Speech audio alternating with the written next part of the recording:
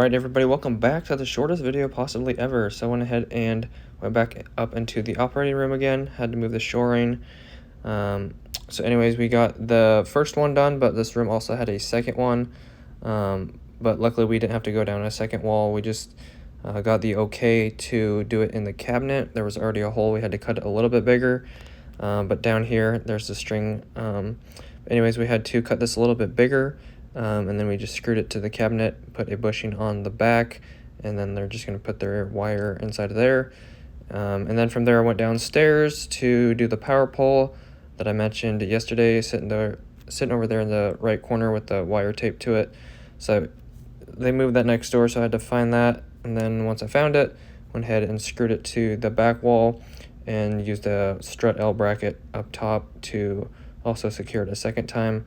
And then did a nice little loop-de-loop, and then tied it into circuit 36 from the junction box.